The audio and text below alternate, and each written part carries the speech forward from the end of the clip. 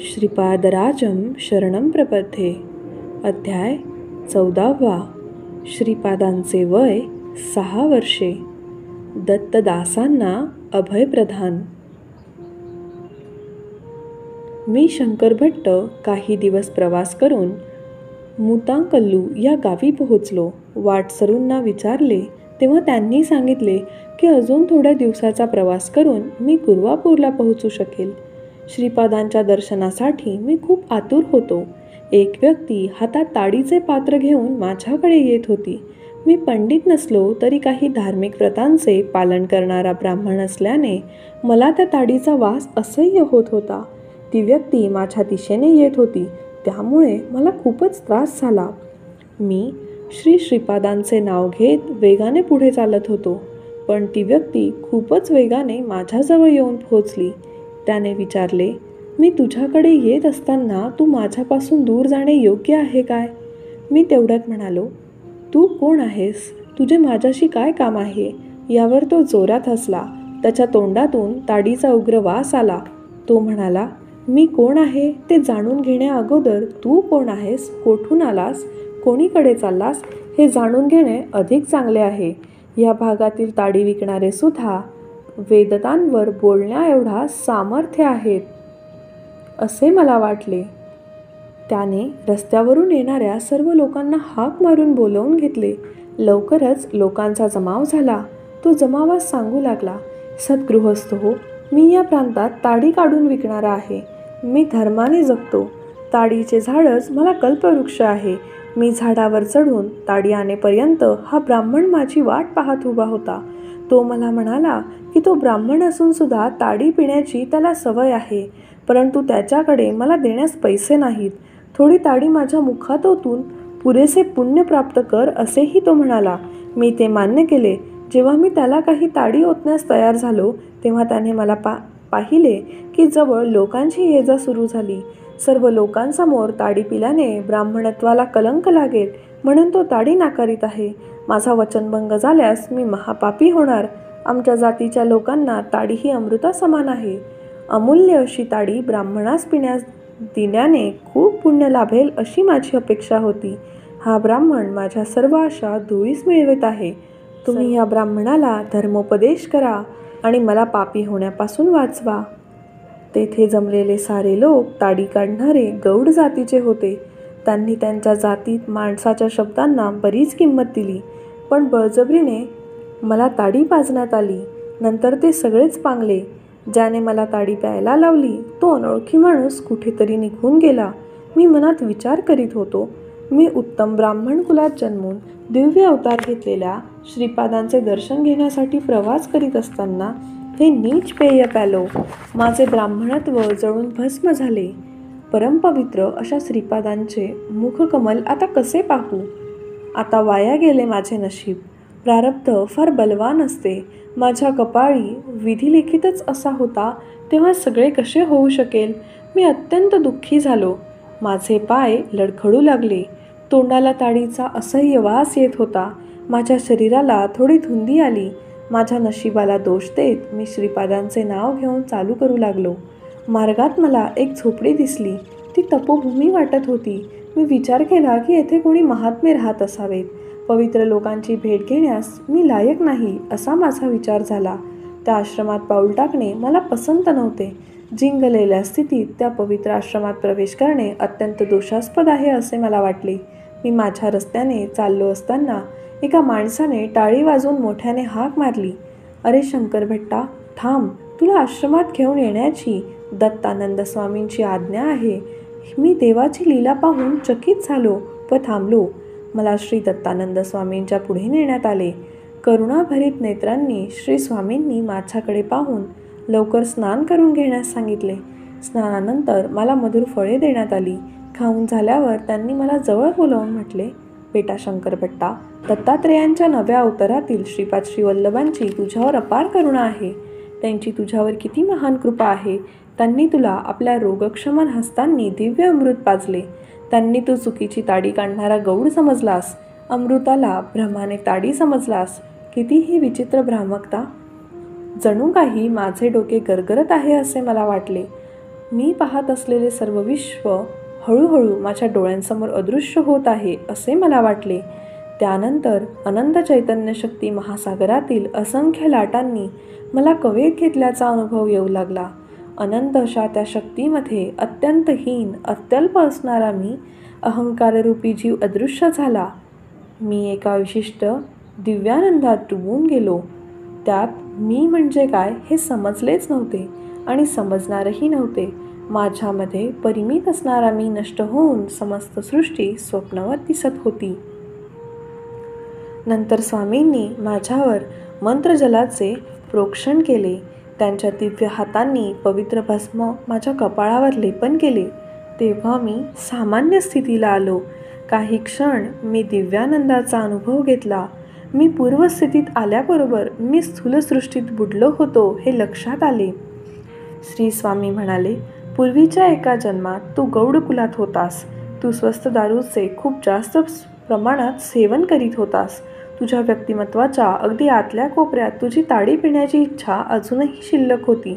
श्रीपादांचा अनुग्रह नसता तर तुला ती वाईट सवय लागली असती व तू ब्राह्मण असूनही नैतिक दृष्टीने पतित झाला असता. श्रीपादांच्या नजरा अमृत आहेत. तुझ्या कुंडलीत अनेक गंडांतरे दर्शवली आहेत, परंतु श्रीपादांच्या अमृत दृष्टीने ते त्यांच्या तुझ्या नकळत प्रहार करीत होते. श्री गुरूंच्या महिमेचे वर्णन करण्यास कोणी समर्थ आहे? वेदसुद्धा महिमा वर्णन करताना मौन झालेले आहेत. यावर मी म्हणालो, महोदय, मला श्री गुरूंच्या थोरवीचे वर्णन ऐकायचे आहे. जशा जशा मला गोष्टी कळत आहेत तसा तसा माझा उत्साह वाढत आहे. श्री गुरु सारखे म्हणतात की ते नृसिंह सरस्वती म्हणून अवतार घेणार आहेत. त्यांच्या लीलांमधील गर्भित अर्थ जाणून घेण्याची माझी तीव्र इच्छा आहे. त्यावर स्वामी म्हणाले, बेटा, वेद अंतर्दृष्टीने पाहणाऱ्या ऋषींचे आध्यात्मिक साधनेचे प्रमुख उद्दिष्ट आध्यात्मिक अंत्यसत्य हे होते. त्यांच्या गूढ शब्दातील प्रमुख शब्द ऋतम याचा अर्थ सत्य असा आहे. ते आत्मसत्य व जड वस्तूंचे सत्य. वस्तुतः कर्मकांडाला अनुसरून व्याख्या करताना आत्मसत्यालाच सत्य, यज्ञ, जल आणि अन्न असे वेगवेगळ्या नावांनी संबोधले गेले आहे. अशाच प्रकारे सरस्वती शब्दाचे सुद्धा फार वैशिष्ट्य आहे. सरस्वती नदी भूमी खालून वाहते. हिचे वर्णन करताना सत्यवचनांचा बोध करणारी, सत्याचा बोध करणारी, कल्पना व आकलन शक्ती यांनी भरलेली जाणीव याचा बोध करणारी, महावर्णनाची माहिती देणारी आणि आपल्या चित्ताला प्रकाशित करणारी असल्याचे सांगितले आहे. म्हणून श्री गुरु हे प्रबोधन शक्ती, चिरकाल टिकणारा प्रबोधिनी प्रवाह आहेत. त्यांची सत्यवाणी आहे. ते आपल्या चित्तांना प्रकाशित करतात. ते आपल्यात परमसत्य आणि अंतर्ज्ञान स्थिर करतात. वेदातील यज्ञ हे अंतःप्रवृत्तीचे बाह्य प्रतीक आहे. यज्ञविधीद्वारा मानव ज्याचे जे स्वतःचे असते ते देवतांना अर्पण करतात. प्रत्युपकाराप्रीत्यर्थ त्यांनी देवता गोधन, अश्व देतात. गोधन म्हणजे तेजसंपदा, अश्व हे शक्तिसंपदेचे प्रतिनिधित्व करतात. याप्रमाणेच तपःशक्ती प्रदान करतात. वेदातील ज्ञानपात्र जनांचेच समजावे म्हणून अत्यंत गुप्त ठेवले आहे. घृत ही यज्ञविधीमध्ये वापरली जाणारी प्रमुख वस्तू आहे. कढविलेले लोणी किंवा तूप याला शब्दशः अर्थाबरोबरच तेजस्विता असा दुसरा अर्थ आहे. वेदांमध्ये गो या अक्षराचा अर्थ प्रकाश असा आहे. घोडा हे शक्ती, आत्मशक्ती आणि तपश्चरणाच्या शक्तीचे प्रतीक होय. त्यांच्या मंत्रांमध्ये ऋषी गायींचे तोंड असलेला घोडा प्राप्त व्हावा असा वर मागतात. याचा अर्थ तेजातील आध्यात्मिक शक्तीची ऋषी इच्छा करतात असा आहे. त्यामुळे त्याचा अर्थ गोकिरणांनी वाढीस लागलेली अश्वशक्ती असा आहे. मंत्रांद्वारे प्रार्थना करून ऋषींनी पुत्रांची आणि संततीची इच्छा केली असे भासत असले तरी त्याला गर्भितार्ह आहे. पुत्राचा जन्म हा पिढीच्या अंतर्शक्तीचे द्योतक आहे. यांचे त्यांनी खालील प्रकारे वर्णन केले आहे. अग्नी हा व्यक्तिशः आमचा पुत्र म्हणून जन्म घेत आहे. अग्नी हा पुत्र असून त्याचा जन्म यज्ञात झाला. तो वैश्विक अग्नी म्हणून सर्व पित्यांचा पिता आहे. अशाच प्रकारे सलील आणि उदक हे शब्द वापरले गेले. टीप: सामान्यपणे सलील व उदक म्हणजे पाणी, तेव्हा त्यांना गर्भितात होतात. उदाहरणार्थ, सलीलम अप्रकेतम हे वाक्य घ्या. याचा अर्थ निश्चल महासागरातून अर्थात दिव्यत्व जात आहे असा जडप्ती नावाचा तपोरुमी समुद्र आपल्या सामर्थ्याच्या जोरावर दिव्यतत्वाचा आकार घेत आहे, या अर्थाने सलील शब्दाचा वापर केला गेला. याचे वर्णन महासागर असेही केले गेले. एका सूक्तीमध्ये ऋषींनी असे जाहीर केले आहे की सरस्वती तिच्या अंतस्थ ज्ञानाच्या किरणातून वरील स्तरातील जलाचे आपल्याला प्रदर्शन करते. वेदांमध्ये उल्लेखिलेल्या 7 स्रोतस्विनांना गर्भितार्ह आहेत. त्या स्वर्गाचे ऐश्वर्य आहेत. पाण्यात वास्तव्य करणारे ज्ञान विश्वाचे जीवन असते असे पराशरांनी प्रतिपादन केले आहे. गो हे हरण करणाऱ्या दरोडेखोरांना वृत्त किंवा दस्यू असे म्हणतात.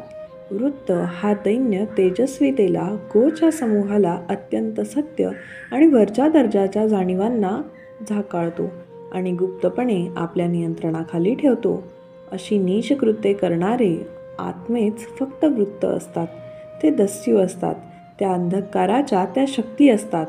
सत्यज्ञानाचा शोध घेणाऱ्यांचे ते महाशत्रू असतात. औदुंबर वृक्षाला दिलेले वरदान. श्री नृसिंह सरस्वतींच्या अवताराचा महिमा. बेटा, श्री महाविष्णू हिरण्यकश्यपूचा संहार करण्यास व प्रल्हादाच्या रक्षणास औदुंबर वृक्षाच्या लाकडी खांबातून नरसिंहाच्या रूपात प्रकट झाले व त्यांनी प्रल्हादाचे रक्षण केले. प्रल्हाद राजा झाला. काही कालानंतर दुभंगलेल्या त्या खांबाला पालवी फुटू लागली. त्याने औदुंबर वृक्षाचा आकार घेतला. प्रल्हाद विस्मित होऊन त्या औदुंबराच्या वृक्षाची पूजा करू लागले. एके दिवशी औदुंबराच्या झाडाखाली ध्यानस्थ अवस्थेत श्री दत्तात्रेय प्रकट झाले व प्रल्हादाला ज्ञानबोध झाला. प्रल्हाद द्वैत सिद्धांताविषयक स्वारस्थ्य असल्याचे जाणून घेऊन श्रीदत्त यांनी कलियुगात यतिवेश धारण करून राघवेंद्र स्वामी मंत्रालयम दीनजनांचा उद्धार करीत आणि द्वैत सिद्धांताच्या विचारधारेचा प्रचार करशील असा आशीर्वाद दिला. परमपवित्र अशा औदुंबर वृक्षाने मनुष्याकृती धारण करून श्री दत्तांच्या चरणांवर पडून मागितला. तेव्हा श्री दत्तात्रेयांनी वचन दिले की प्रत्येक औदुंबर वृक्षाच्या मुळाशी ते सूक्ष्म रूपात राहतील. त्याच्यातून म्हणजेच औदुंबरातून ते नृसिंह रूपात प्रकट झाल्याने ते कलियुगात नृसिंह सरस्वती नाव धारण करून अवतार घेतील. या सर्वांचे निवेदन पैंग ब्राह्मणम मध्ये केले होते. आता हे पैंग ब्राह्मण ग्रंथ फक्त हिमालयातील 7 महर्षींच्या तपस्येची भूमी असलेल्या शंभल ग्रामाजवळ उपलब्ध आहेत. टीप: प्रत्येक वेदाचे 4 भाग असतात. संहिता, ब्राह्मण ग्रंथ, अरण्यक, उपनिषद. ब्राह्मणांमध्ये यज्ञाच्या कर्मकांडाची व्याख्या आणि मंत्रांवरील भाष्य हे गद्यात केलेले असते. दत्तप्रभूंचे समकालीन पिंगल मुनींनी लिहिलेल्या ब्राह्मण ग्रंथात पैंग्या ब्राह्मण असे म्हणतात. हे फक्त हिमालयातील काही प्रांतात उपलब्ध आहेत. इतर प्रांत त्याला पारखे झाले आहेत. ते नृसिंह तिथे आलेत किंवा नाहीत असा प्रश्न उपस्थित झाल्यावर ते तिथे आहेत हे दर्शविण्यासाठी त्या निर्जीव खांबातून भावनिक अवतार झाला. तो क्रुध अवतार म्हणजे श्री नृसिंह स्वामी. तशाच पद्धतीने कलियुगात जेव्हा अशुद्ध मनाचे लोक देव आहेत किंवा नाही असा विपर्यस्त वादविवाद चालून धरतील, तेव्हा परमेश्वर नृसिंह सरस्वती या नावाने अवतार घेऊन फक्त त्यांचे अस्तित्व सिद्ध करणार नाहीत, तर प्रल्हादाचे केले तसे भक्तांचे रक्षणसुद्धा करतील. नंतर मी स्वामींना विचारले, महाराज, श्री पिठिकापुरम येथे श्रीपादांचे दर्शन आपण घेतले आहे का? त्यांच्या बोलीला ऐकण्यासाठी माझे मन उजंबळून येत आहे. श्रीपादांचा महाचमत्कार. दत्तानंद स्वामी म्हणाले, माझे बालपणापासून अडखडत तोत्रे बोलणे होते. त्यामुळे सर्व लोक माझी थट्टा करीत. याशिवाय एका विचित्र रोगाने माझ्यावर हल्ला केला. 5 वर्षांपासून तो आजार वाढू लागला. 1 वर्ष लोटल्यावर 10 वर्षे उलटल्यासारखे शरीर व्हायचे. मी 10 वर्षाचा झालो तेव्हा 50 वर्षाची लक्षणे दिसू लागली. पिठिकापुरममध्ये बापण्णाऱ्यांच्या देखरेखीखाली यज्ञ करण्यात आला. ब्राह्मणांना उदारपणे संभावना सन्मानधन देण्यात आल्या. विद्वानांना मुक्तपणे दक्षिणा देण्यात आल्या. अनेक लोकांकडून श्रीपादांच्या लीलांची थोरवी ऐकून माझ्या वडिलांनी माझ्या देखील यज्ञासाठी मला तेथे नेले होते. त्यावेळी त्यांचे वय 6 वर्षांपेक्षा जास्त नव्हते. यज्ञासाठी लागणारे तूप जमा करून ठेवले होते. ते सर्व तूप एका वृद्ध ब्राह्मणाच्या तांब्यात ठेवण्यात आले. तो गृहस्थ नुसताच कृपण नव्हता तर लोभीसुद्धा होता. तुपातील 1/4 भाग त्याने आपल्या घरी गुपचूपपणे लपवला व 3/4 भाग यज्ञकार्यासाठी पाठवला. यज्ञाला प्रारंभ झाला. यज्ञ करणाऱ्या पुरोहितांना तूप पुरेसे होणार नाही असे वाटले. त्यावेळी त्वरित तूप आणणे कठीण होते. यज्ञाला अशी विघ्ने आल्याने ती खदेची बाब असते. श्री बापण्णाऱ्यांनी श्रीपादांकडे शांत मुद्रेने पाहिले तेव्हा श्री श्रीपाद म्हणाले, काही चोर सत्ताधिकार घेऊन माझे धन चोरण्याचा विचार करीत आहेत. माझ्या नावाने पिठिकापुरममध्ये मोठ्या दरबाराची स्थापना होणार आहे. मी या चोरांना आत घेऊन नेईन. तेव्हा ते चोरलेले धन बाहेर येतील. तेव्हा मी गुप्तपणे दाराजवळ उभा राहीन आणि मोठ्या काठीने त्यांना मारीन. त्यामुळे काही लोक घटनास्थळीच मरतील, इतर काही धन टाकून दूर पळून जातील. ज्येष्ठादेवी, अलक्ष्मी, दारिद्र्य बरोबर त्या चोरांच्या घरात राहण्याची मी शनीश्वरांना आज्ञा करतो. श्री श्रीपादांचे शब्द कोणालाही समजले नाहीत. ते भविष्यात घडणाऱ्या काही घटनांविषयी सांगत आहेत असा त्यांचा विचार केला. दरम्यान श्री श्रीपादांनी त्या वृद्ध ब्राह्मणाला बोलावून त्याच्याकडून ताडपत्रावर असे लिहून घेतले की, आई गंगामाते, यज्ञ चालण्यासाठी लागणारे तूप द्यावे. तुझे ऋण आमचे आजोबा श्री व्यंकटप्पा श्रेष्ठी देऊन टाकतील. ही श्रीपाद श्रीवल्लभांची आज्ञा. ते पत्र श्रेष्ठींना दाखवण्यात आले. त्यांनी मान्य केले. त्या वृद्ध ब्राह्मणाबरोबर 4 ब्राह्मण ते पत्र घेऊन पादगया तीर्थक्षेत्रावर गेले. त्यांनी ते पत्र तीर्थराजात समर्पित केले. त्यांनी नेलेल्या पत्रात तीर्थाचे जल भरून घेतले. वेदमंत्र म्हणत ते जल यज्ञस्थळी आणले गेले. त्या पाण्याच्या सर्वांच्या नजरेसमोर तूप झाले. यज्ञ यशस्वीपणे संपन्न झाला. वचनाप्रमाणे श्री श्रेष्ठींनी त्या पात्रामध्ये पूर्णपणे तूप भरून ते पादगया तीर्थात समर्पित केले. तूप ओतत असताना त्या पाण्यात बदलले. माझ्या वडिलांनी माझी दुःस्थिती श्री श्रीपादांना सांगितली. ते म्हणाले, काही वेळ थांब, मी तुझा शारीरिक रोग बरा करीन, तोतरेपणाही काढून टाकीन. एक घर जळावयाचे आहे, त्याचा मुहूर्त ठरवायचा आहे. त्यांच्या मार्गाचे पूर्ण भाकीत करता येत नाही. तेवढ्यात तो वृद्ध ब्राह्मण आला. तो आतून घाबरला. त्याला आतून भीती वाटत होती की तूप चोरल्यामुळे आपली हानी होईल काय. काही वेळ तो विचार करीत होता, श्री श्रीपादांसमोर तूप चोरण्याचे कबूल करणे योग्य होईल का. तो एका पक्क्या निर्णयापर्यंत पोहोचला की काही घडेल तरी श्रीपादांच्या दर्शनाने चांगलेच निष्पन्न होईल. त्या दोघांमध्ये एक मजेदार चर्चा झाली. श्रीपाद प्रभू त्यास म्हणाले, प्रिय वृद्ध मानवा, तुम्ही मुहूर्तशास्त्रात पारंगत आहात. एक घर जाळावयाचे आहे, त्यासाठी अचूक मुहूर्त काढावा. तेव्हा तो वृद्ध ब्राह्मण म्हणाला, गृहनिर्माणासाठी व भूमिपूजनासाठी मुहूर्त असतात, परंतु गृहदहनाला मुहूर्त नसतात. श्रीपाद म्हणाले, चोरी करायला व गृहदहनाला मुहूर्त कसे नसतात. तो वृद्ध ब्राह्मण म्हणाला, तसे मुहूर्त असल्याचे मी ऐकले नाही. अशुभ मुहूर्तांना व अभागी काळात अशा घटना घडतात की नाही हे मला माहीत नाही. श्रीपाद म्हणाले, मग असा अशुभ काळ आता चालला आहे काय. तो वृद्ध ब्राह्मण म्हणाला, आता असा वाईट काळ चालला आहे. श्रीपाद उद्गारले, वृद्धा, किती शुभ वार्ता तुम्ही सांगितलीत. पवित्र यज्ञासाठी जमवलेले तूप एका धूर्ताने चोरून नेले. अग्निदेवाची भूक शमली नाही. न्यायानुसार त्यांच्या मालकीचे तूप व त्याबरोबर घर देखील ते दहन करीत आहेत. ते म्हणजे अग्निदेव आनंदाने नृत्य करीत आहेत.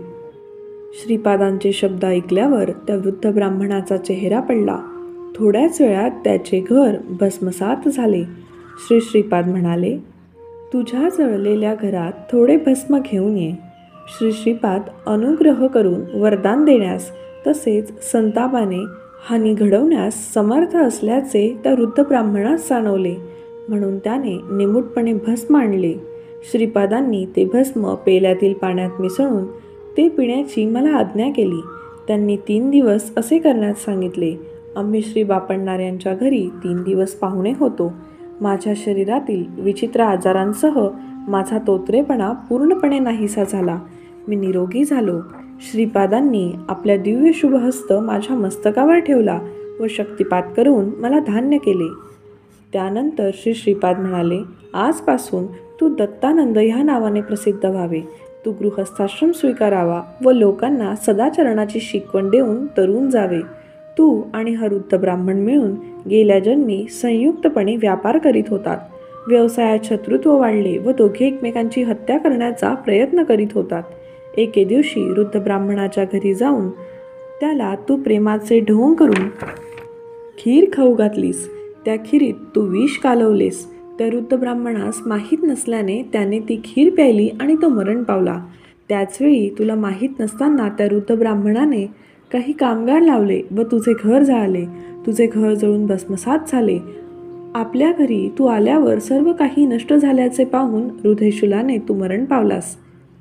पूर्वजन्मात विषप्रयोग केल्यामुळे या जन्मी अशा विचित्र व्याधीसह तू बळी पडलास. तुझे घर पूर्वजन्मी या वृद्ध ब्राह्मणाने जाळले असल्याने त्याचे घर या जन्मी जाळून गेले. या लीलांनी मी तुम्हा दोघांना तुमच्या कर्मबंधनातून मुक्त केले. श्रीपादांचा अनुग्रह प्राप्त झाल्यावर मी घरी परतलो. मी वेदशास्त्रात संपन्न पंडित झालो. त्या वृद्ध ब्राह्मणास नरसिंहवर्मांनी नवीन घर बांधून दिले. केवळ श्रीपादांच्या कृपाप्रसादानेच आमच्या दोघांच्या कर्मबंधनात विच्छेद होऊन दोघांचे भले झाले. त्यांच्या लीला दिव्य होत्या. त्या वृद्ध ब्राह्मणाला नवे घर मिळाले. माझा आजार नाहीसा झाला. तोतरेपणाही दुरुस्त झाला आणि मी विद्वान झालो. श्रीकृष्ण परमात्म्याच्या पूर्ण देखरेखीखाली कुरुक्षेत्राचे युद्ध व्हावे त्याप्रमाणे तो यज्ञ श्रीपादांच्या उपस्थितीत झाला. शिवाच्या अनुपस्थितीत संपन्न झालेल्या दक्ष यज्ञाचे रूपांतर रणभूमीत झाले. धर्माच्या सूक्ष्मतेची नोंद घेणे चांगले असते. दत्तानंद पुढे म्हणाले, बेटा शंकर भट्टा, सर्व देवता तेजातून निर्माण झाल्या आहेत. अदितीचे अमर्याद स्वरूप आहे. देवता तिची आपत्ती आहेत. देवताच मानवाच्या प्रगतीला विकासाला कारक आहेत. देवता मानवाला तेज देतात. त्या मानवाच्या आत्म्यांवर दिव्य चैतन्य संपदेचा वर्षाव करतात. त्या सत्य पोषक असतात. त्याच सत्य लोकांच्या निर्मात्या आहेत. मानवाच्या पूर्ण मोक्ष व ब्रह्मानंदास अडथळा निर्माण करणाऱ्या वाईट शक्तींना त्या देवताच एकत्र आणतात. ऋषींनी देवता साक्षात्कारानंतरच्या त्यांचे विविध कार्य पाहून त्यांचे विविध नावांनी वर्णन केले. वेदांमध्ये वापरलेल्या शब्दांना विशेष अर्थ आहे. लौकिक अर्थाने अश्व म्हणजे घोडा, पण वेद ऋषींना अश्व हे जीव चैतन्य, जड चैतन्य, मन चैतन्य प्रदर्शित करणाऱ्या प्राणमय चैतन्याचे तसेच आत्मशक्ती व जीवशक्ती, श्वासशक्तीचे प्रतीक आहे. हे क्रियायोगाचे रहस्य आहे. शब्दसमूहसुद्धा वनस्पती व पशुप्रमाणे जीवराशी आहेत. ती वाकरूपे मुळीच मानवी बुद्धीतून निर्माण झालेली नाहीत. ती सर्व विपुल प्रमाणात उद्भवणारी उत्पन्ने आहेत. ती काही ध्वनी बीजांमधून निर्माण होऊ शकतात. ते शीघ्र विकसित सजीव ध्वनी आहेत. ते शब्दसमूह व्याकरणातील धातूंची अगणित संतती आहेत. त्यांचा विकास भरपूर असून विविध समूह, वर्ग, वंश, घराणी, परिवार यात त्यांचे विभाजन होते. शब्दरचनांमध्ये प्रत्येकाला घटकाला उत्तम विकसित बांधणी आणि मानसशास्त्रीय इतिहास असतो. ब्राह्मण भूलोकीच्या देवता का आहेत? वेद ऋषींच्या परिभाषेनुसार भाषा ही सर्व प्रथम वायू व अग्नी यांच्यापासून निर्माण झाली, इंद्रापासून नाही. प्राणेंद्रियांची प्रवृत्तीपासून मानवाचा उगम झाला. ज्ञानेंद्रियांचा सहकार व असहकारानुसार मन बुद्धीची जडण झाली. फक्त ह्याच विकसित पद्धतीत शारीरिक अवयव व जाणीव यांच्या अनुसरणाने भाषा अध्ययनाचा उपयोग विकसित झाला. बेटा, सर्व देवता मंत्रमुग्ध स्वरूप आहेत. हे सर्व विश्व देवताधीन आहे. त्या देवता मंत्राधीन आहेत, ते मंत्र सद्ब्राह्मणांच्या अधीन आहेत. म्हणून ब्राह्मण हे पृथ्वीवरील देवता आहेत. देवताधीनं जगत् सर्वं मंत्राधीनं च दैवतं ते मंत्रा ब्राह्मणाधीनः ब्राह्मणो मम देवतम् इति विष्णू भगवानं संदर्भः श्री गुरुचरित्र अध्याय 26. सुरुवातीला साधारणपणे मर्यादा स्वरूपाचे प्राथमिक भाव व्यक्त करण्यासाठी शब्दांचा मानवाला उपयोग होऊ शकतो. प्रकाश, गमन, स्पर्श, शीत आणि उष्ण, प्रसरण, बलप्रयोग, गती इत्यादी पंचेंद्रियांनी ग्रहण केलेल्या भावनांचा प्राथमिक भावात अंतर्भाव होतो. तथापि मानवाच्या बुद्धीचा विस्ताराबरोबर भाषेतील भाववैविध्यात आणि निश्चलनात्मक हळूहळू वाढीस लागते. याचा अर्थ अस्पष्टपणाकडून तीव्र निश्चयात्मकतेकडे, भौतिक वस्तूंपासून मानसिक वस्तूंपर्यंत, ज्ञात गोष्टींपासून अज्ञात गोष्टींपर्यंत अशा प्रकारे भाषेचा विकास व प्रगती होते. पवित्र ग्रंथ वाचन विशेष फलदायी. पवित्र ग्रंथाचे वाचन करणे अतिशय हितप्रद असते. श्री श्रीपादांच्या पवित्र चरित्राचे लिखाण करण्यासाठी तुझी नेमणूक झाली आहे. जरी तू ते संस्कृतमध्ये लिहिलेस तरी ती श्रीपाद श्रीवल्लभांच्या मातृभाषेत तेलुगू भाषेत ते कालांतराने अनुवादित केले जाईल. त्यांच्या पारायणाचे फळ सारखेच आहे. ते कोणीही कोठेही वाचत असताना तेथे श्री श्रीपाद सूक्ष्म रूपाने राहून श्रवण करतात. या संबंधीची एक कहाणी उदाहरण म्हणून सांगतो, ती लक्ष देऊन ऐक. श्री श्रीपाद 7 वर्षाचे झाले. त्यांचा वेदोक्त विधीने उपनयन संस्कार करण्यात आला. त्या काळात संपन्न गृहस्थाच्या घरी कार्यक्रम असले म्हणजे चोहीकडे अत्यंत आनंदाचे वातावरण असे. बापणणाऱ्यांच्या आनंदाला सीमा नव्हती. पण दत्तदास नावाच्या नीच चांडाळ जातीतील मालदासरी भिक्षूला त्या भव्य समारंभाला प्रत्यक्ष हजर राहून तो पाहण्याची संधी नव्हती. तो अजंत्य हीन बहिर जातीचा असल्याने त्याला ती संधी मिळाली नाही. त्याने आपल्या सर्व जाती बांधवांना त्याच्या घरी बोलावले आणि सांगितले की तो दत्तचरित्र सांगेल. ते सर्वजण मोठ्या उत्सुकतेने त्याच्या घरी पोहोचले. दत्तदासांनी अशा प्रकारे दत्तचरित्र पारायणास सुरुवात केली. प्राचीन युगात ज्या परमज्योती अनसुया माता व अत्री महर्षी यांचे पुत्र म्हणून जन्म घेतला, तीच सांप्रत या कालियुगात श्रीपाद श्रीवल्लभ म्हणून पिठिकापुरममध्ये अवतरली. त्या महाप्रभूंचे आज उपनयन झाले. उपनयनानंतर दिव्य तेजस्वी असे आपले प्रभू अधिकच तेजपुंज दिसू लागले. अशा दीनजन उद्धारक असणाऱ्या प्रभूंचे नित्यमंगल होवो.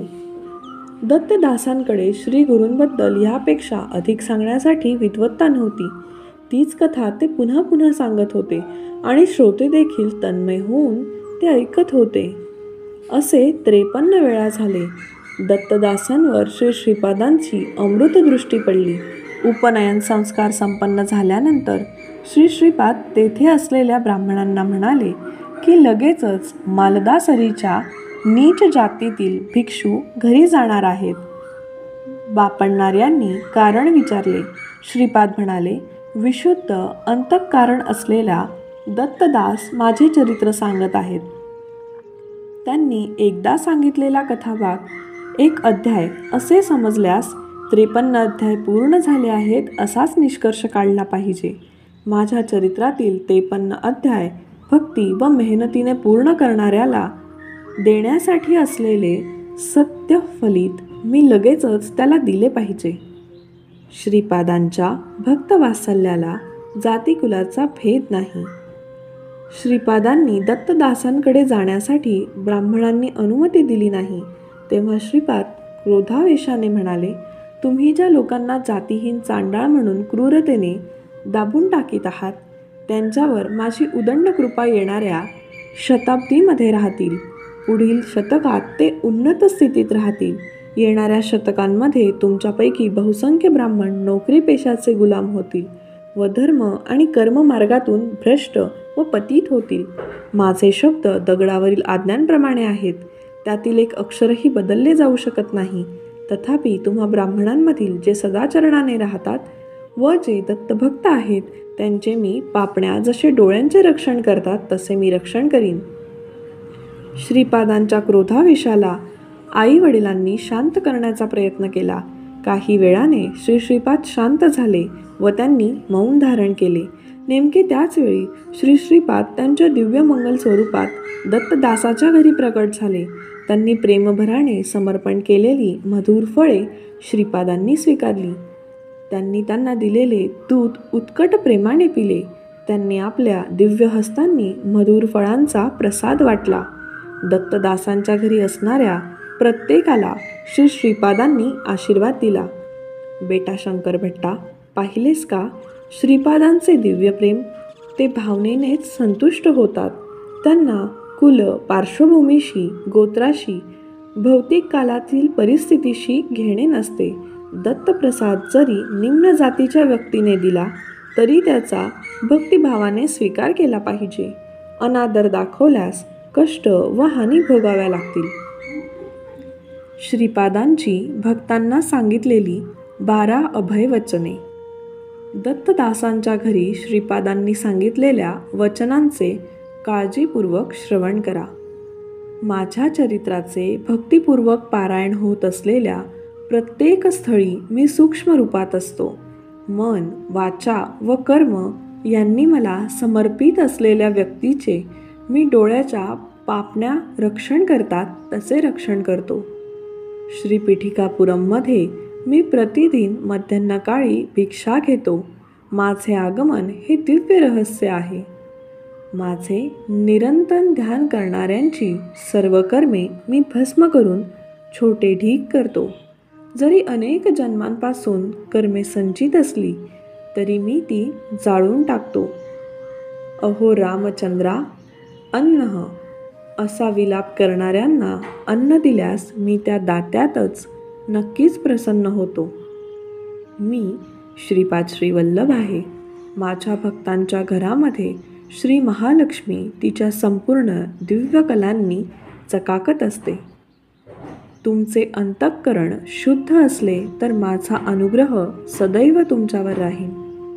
तुम्ही कोणत्याही देवता स्वरूपाची आराधना केली किंवा कोणत्याही सद्गुरूचा आश्रय घेतला तरी मला ते संमत आहे. तुमच्या सर्व प्रार्थना मलाच पोहोचतात. माझा अनुग्रह तुम्ही आधारिलेल्या देवताच्या रूपामध्ये किंवा तुमच्या सद्गुरूंद्वारा तुम्हाला प्राप्त होतो. श्रीपाद श्रीवल्लभ म्हणजे केवळ नाम व रूप नाही, सकल देवता स्वरूप, समस्त शक्तींचे अंश मिळून माझे विराट स्वरूप कडक अनुष्ठानाद्वारेच तुम्हाला समजू शकेल. हा माझा संपूर्ण योग अवतार आहे. महायोगी व महासिद्ध पुरुष माझे नित्य ध्यान करतात. ते सर्व माझेच अंश आहेत. तुम्ही माझा आश्रय घेतल्यास मी तुम्हाला धर्ममार्गाचा व कर्ममार्गाचाही बोध करतो. तुम्ही पतित होऊ नये म्हणून मी तुमचे नेहमी रक्षण करतो. अध्याय 14 समाप्त. श्रीपाद श्रीवल्लभांचा जय जयकार असो.